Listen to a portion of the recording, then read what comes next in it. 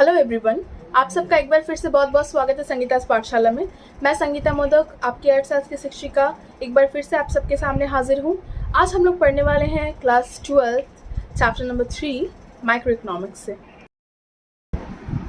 पिछले क्लास हम लोगों ने उपभोक्ता के व्यवहार यानी कि चैप्टर नंबर 2 को डिस्कस किया था, जिसमें हम लोगों ने देखा था कि उपभोक्ता जो है वो किस प्रकार का जो है व्यवहार करता है बाजार में, जो है उनका सामान के प्रति या कोई भी वस्तु को खरीदने के प्रति उनका क्या व्यवहार रहता है।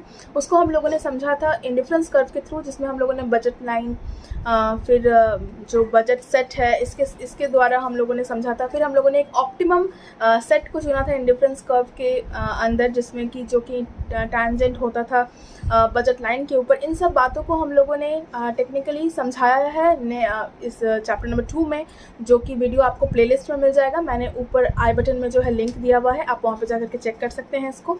आज हम लोग जो है उत्पादन है यानी कि जो प्रोडक्शन है, यानी कि जो प्रोडक्शन होता है, प्रोड्यूसर होता है, उत्पादन करता होता है, उसके बारे में हम लोग डिस्कशन करेंगे। हम लोग इस चैप्टर में जो है उत्पादन जो है वो किस प्रकार से हम लोग उत्पादन को देखते हैं, उस उत्पादन के लिए क्या क्या चीज़ें हम लोग को समझनी ज़रूरी है, आज हम लोग उसके बारे में बात करेंगे। ठीक है, एक स्टार्ट करने से पहले एक बहुत ही इम्पोर्टेंट मैं बात बोलना चाहूँगी। अगर आप अपने अभी स्क्रीन में भी देख रहे होंगे तो देखिए, वहाँ पे भी आप लोग ये देख पा रहे होंगे कि जो प्रोडक्शन का एक बहुत ही इम्पॉर्टेंट एक पॉइंट है, जिसके ऊपर ये पूरा प्रोडक्शन जो है आपका आधारित है, वो है आपका इनपुट एंड आउटपुट, यानी कि आगत और निर्गत।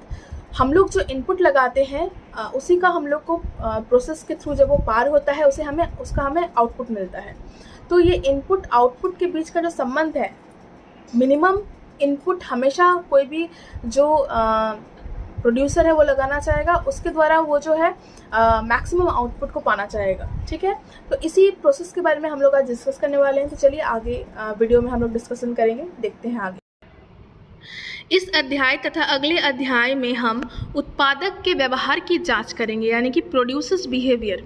एक उत्पादक अथवा फर्म विभिन्न आगत जैसे श्रम, मशीन, भूमि, कच्चा माल आदि को प्राप्त करता है। इन आगतों के मेल से वह निर्गत का उत्पादन करता है। अर्थात जब हम इन सब इनपुट यानी कि आगतों को प्रयोग करते हैं किसी भी प्रोडक्शन प्रोसेस में, यानी कि प्रोडक्शन का मतलब हो गया कि उत्पादन की प्रक्रिया में, तो हमें क्या मिलता है? हमें मिलता है उसका आउटपुट यानी कि निर्गत। तो वो किस प्रकार से, आइए देखिए सर्ट के एग्जाम्पल्स। जैसे कि आप देख पा रहे हैं, आउटपुट के रूप में हम कपास, मशीन, स्याही, श्रम और जो है धागा का प्रयोग कर रहे हैं। अब ये जब फैक्ट्री में जा रही है तो इसका प्रोसेस हो रहा है, सिलाई हो रहा है और स्क्रीन प्रिंटिंग हो रही है, फिर हमें आउटपुट के रूप में टी शर्ट मिल रही है। ठीक है, यानी कि आगत प्रक्रिया में बदलती है और हमें उसका क्या मिलता है? निर्गत। यानी कि इनपुट जाता है प्रोसेस के लिए फैक्ट्री में जो इनकी प्रोसेसिंग होती है सारी चीज़ों को लेकर के, फिर हमें इसका आउटपुट यानी कि फाइनल जो है आइटम मिलता है निर्गत के रूप में। ठीक है, तो ये पूरा प्रोडक्शन प्रोसेस है। तो आइए इसके बाद हम लोग आगे देखिए क्या देखना है हमें। अब हम आगे पढ़ने वाले हैं, इसी इनपुट प्रोसेस को थोड़ा सा अच्छे से समझिएगा। इसी एग्जाम्पल को समझाने के लिए हम लोगों ने इसको थोड़ा सा और डिटेल्स बताया है। तो इनपुट यानी कि आगत, इससे हमें क्या मिला? निर्गत यानी कि आउटपुट। ये जिस प्रोसेस से होकर के गुजरती है उस प्रोसेस को हम प्रोडक्शन कहते हैं, यानी कि जो प्रक्रिया है उस प्रक्रिया को हम लोग उत्पादन की प्रक्रिया कहते हैं, प्रोडक्शन कहते हैं। ये जो पूरा प्रोसेस है, इस पूरे प्रोसेस में हम लोग देख रहे हैं इनपुट के रूप में हम लोग मशीन, भूमि, श्रम, कच्चा माल, पूंजी इत्यादि इस्तेमाल करते हैं, प्रयोग करते हैं। ठीक है, और ये सब जब इन सब चीज़ों का उत्पादन करते हैं वो डिपेंड करता है कि हम किन चीज़ का उत्पादन करते हैं। जो इनपुट होता है उसमें जो हम लोग को पैसा लगता है उसे हम उत्पादन लागत बोलते हैं, यानी कि प्रोडक्शन कॉस्ट। हर प्रोड्यूसर यानी कि उत्पादनकर्ता यही चाहेगा कि उसका इनपुट जो हो वो कम लगे और आउटपुट जो हो वो ज़्यादा मिले। यानी कि किसी वस्तु को अगर बनाने में हम 100 रुपये खर्च करते हैं तो वो हमेशा चाहेगा कि उसे उसका 150 या 200 जो हिसाब से उसे प्रॉफिट लाभ मिले हमेशा। इस सर्ट का एग्जाम्पल मैंने पीछे लास्ट एग्जाम्पल में भी बताया है, तो आप लोग उससे समझ गए होंगे कि इसका इनपुट क्या क्या लगा, उससे हमें आउटपुट किस प्रकार से मिला। उसी प्रकार से अगर हम नेक्स्ट एग्जाम्पल लेते हैं तो देखिए यहाँ पे नेक्स्ट एग्जाम्पल में अगर हम ले लेते हैं अनाज, मान लीजिए। ठीक है, तो ये जो अनाज है इसके उत्पादन के लिए हमें भूमि चाहिए, श्रम चाहिए, तो ये दोनों चीज़ें तो चाहिए ही, जिसके द्वारा हम क्या करेंगे, उत्पादन करेंगे। अब मानिए किसी भूमि में अपना भूमि है, तो हम अपने ही श्रम कर रहे हैं या 2 मज़दूरों को रख रहे हैं, तो उसमें जो भी हमें लागत लग रही है, उत्पादन लागत, उससे जो हमारा अनाज का प्रोडक्शन हो रहा है वो हमेशा ज़्यादा होना चाहिए, यानी कि आउटपुट के रूप में हमें जो उसका वैल्यू मिलेगा वो हमेशा ज़्यादा होनी चाहिए। ठीक है, इस प्रोसेस को हम क्या कहते हैं, उत्पादन की प्रक्रिया कहते हैं। ठीक, अब देखिए आगे है प्रोडक्शन फंक्शन, यानी कि उत्पादन फलन। एक फर्म का उत्पादन फलन उपयोग में लाए गए आगतों तथा फर्म द्वारा उत्पादित निर्गतों के माध्य का संबंध है। अर्थात कि ये जो आगत है और निर्गत है, इन दोनों के बीच का संबंध है। सरलता के लिए हम यह मान लेते हैं कि एक कृषक गेहूं का उत्पादन करने के लिए केवल 2 निर्गत यानी कि भूमि तथा श्रम का उपयोग करता है। एक उत्पादन फलन हमें गेहूं की उस अधिकतम मात्रा को बताता है जिसे वह दी गई भूमि की मात्रा का उपयोग तथा दिए गए श्रम घंटों में काम कर उत्पन्न कर सकता है। मान लीजिए वो अधिकतम 2 घंटे गेहूं का उत्पादन करता है और 2 घंटे काम करता है और 1 हेक्टेयर भूमि पर उपयोग करके उत्पादन करता है। तो अतः वह फलन जो इस संबंध को व्यक्त करता है उसे हम उत्पादन फलन कहते हैं, यानी कि प्रोडक्शन फंक्शन। यहाँ देखिए प्रोडक्शन फंक्शन को हम लोग Q = K × L के फॉर्म में लिख सकते हैं, जहाँ पे Q जो है उत्पन्न गेहूं की मात्रा है, टोटल क्वांटिटी ऑफ जो है वीट है। K का मतलब है भूमि कितनी है क्षेत्रफल में। L का मतलब है एक दिन में किए गए काम के घंटे, यानी कि कितने काम लेबर जो है कितने घंटे काम कर रहे हैं। अब देखिए उत्पादन फलन का इस प्रकार वर्णन हमें आगतों एवं निर्गतों के मध्य सही संबंध को बतलाता है। यदि K अथवा L किसी में भी वृद्धि होती है तो Q में भी वृद्धि होगी। अगर हम ज़्यादा क्षेत्रफल का प्रयोग करते हैं, भूमि का प्रयोग करते हैं, तो ऑटोमेटिकली हमारा प्रोडक्शन का लेवल बढ़ जाएगा, उत्पादन बढ़ेगा। अगर हम उसकी जगह लेबर को बढ़ा देते हैं तो भी हमारा जो है ज़्यादा काम होगा, तो फिर उत्पादन बढ़ेगी। तो चलिए अब आगे देखते हैं। अल्पकाल तथा दीर्घकाल, यानी कि short run and long run, एक बहुत ही इम्पोर्टेंट टॉपिक है। हम लोग इस चैप्टर को आगे बढ़ाने से पहले इस टॉपिक को देखेंगे, इसको अच्छे से समझेंगे, ताकि हम लोग को इस चैप्टर को समझने में आसानी हो। तो चलिए देखिए, अल्पकाल में कम से कम एक कारक में ही परिवर्तन किया जा सकता है, लेकिन श्रम अथवा पूंजी में परिवर्तन नहीं किया जा सकता है। ठीक है, मतलब कि हम जो परिवर्तन करेंगे वो दूसरे कारकों में करेंगे, लेकिन श्रम अथवा पूंजी में नहीं करेंगे।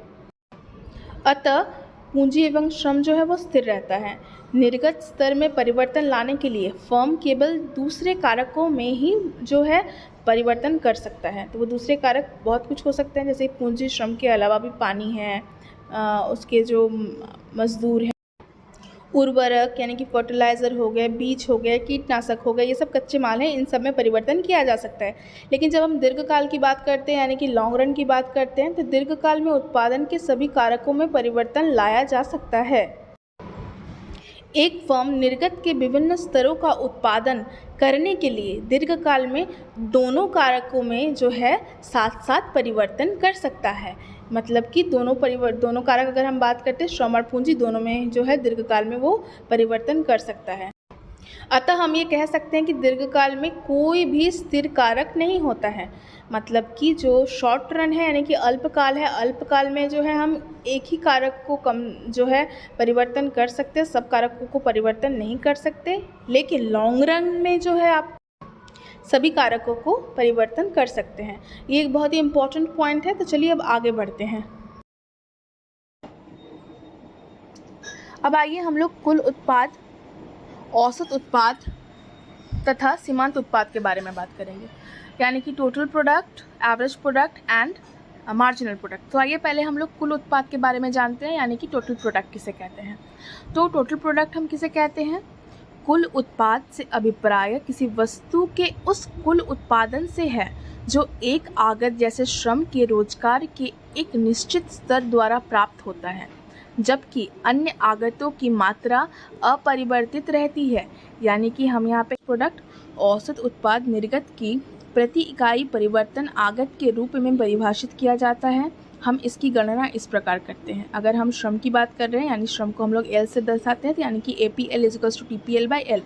टोटल प्रोडक्ट जो है लेबर का, उससे जब हम लेबर के नंबर से भागा देते हैं तो हमें APL मिलता है, ठीक है, एवरेज मिलता है। अब आइए सीमांत उत्पाद यानी कि मार्जिनल प्रोडक्ट। मार्जिनल प्रोडक्ट हम किसे कहते हैं? एक आगत का सीमांत उत्पाद प्रति इकाई आगत में परिवर्तन के कारण जो निर्गत में परिवर्तन होता है जब सभी अन्य आगत स्थिर रखे गए होते हैं, उसे कहा जाता है मार्जिनल प्रोडक्ट यानी कि सीमांत उत्पाद, ठीक है। तो हम लोगों ने जो सीमांत उत्पाद है उसको समझ लिया है। अब देखिए, जब पूंजी को स्थिर रखा जाता है तो श्रम का सीमांत उत्पाद क्या होगा? जब पूंजी को स्थिर रखा गया है तो सीमांत उत्पाद में जो है परिवर्तन होगा। तो सीमांत उत्पाद किसका? श्रम का। तो निर्गत में परिवर्तन यानी कि श्रम का निर्गत में परिवर्तन डिवाइडेड बाय आगत में परिवर्तन किसका? श्रम का, यानी कि delta TPL by delta L। अब देखिए, इसमें हम लोगों ने थोड़ा सा और डिटेल्स बताने की कोशिश की है। जो एवरेज प्रोडक्ट है यानी कि जो आपका औसत उत्पाद है, उसे हम लोग कैसे निकालते हैं? प्रति इकाई परिवर्तन कारक के उत्पादन को औसत उत्पाद कहते हैं, ठीक है। ये तो हम लोगों ने जान लिया। अब जो कुल उत्पाद है उससे जब हम भागा देते हैं परिवर्तित कारक की इकाई, यानी कि कौन परिवर्तन हो रहा है, हम लोगों ने श्रम को परिवर्तित किया था। तो टोटल प्रोडक्ट जो श्रम का था उससे जब हम भागा देंगे श्रम के नंबर से तो हमें क्या मिल जाएगा? एवरेज प्रोडक्ट, ठीक है। ऐसे ही अगर हम बोलते हैं पूंजी के बारे में, तो पूंजी को जब जो कुल उत्पाद है पूंजी का, उससे जब हम पूंजी को भागा देंगे तो हमें उसका एवरेज प्रोडक्ट मिल जाएगा। इसी प्रकार अब नेक्स्ट देखिए, परिवर्तित कारक की एक अतिरिक्त इकाई का प्रयोग करने पर कुल भौतिक उत्पाद में जो परिवर्तन होता है उसे सीमांत उत्पाद कहते हैं, ठीक है। एक इकाई में जो परिवर्तन होता है यानी कि मार्जिनल प्रोडक्ट जो सीमांत उत्पाद है वो क्या हो जाएगा? Delta TP by L। हम अभी श्रम के बारे में ही बात कर रहे हैं।